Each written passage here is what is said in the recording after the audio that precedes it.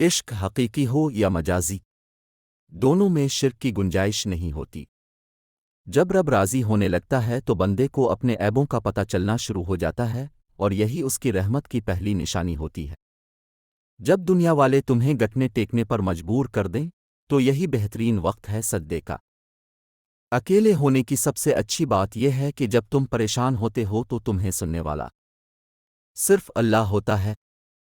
اس دنیا میں کوئی خزانہ سانپ کے بغیر، کوئی پھول کانٹے کے بغیر، اور کوئی خوشی غم کے بغیر نہیں ہے۔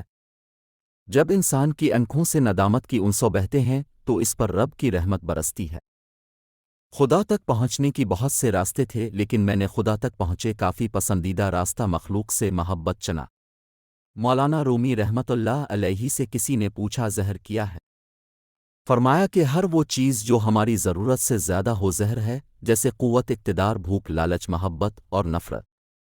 اپنے دل کو اس وقت تک کھولتے رہو جب تک یہ کھل نہ جائے۔ اگر تم عظمت کی بلندیوں کو چھونا چاہتے ہو تو اپنے دل میں انسانیت کے لیے نفرت کی بجائے محبت ابد کرو۔ بڑی مبارک ہے وہ آنکھیں جو اس اللہ کے لیے روتی ہے، اور بڑا مبارک ہے وہ دل جو اس اللہ کے لیے تڑپ رہا ہے۔ شریف آدمی وہ ہے کہ اگر کوئی اس کو تکلیف پہنچائے تو رنجیدہ نہ ہو۔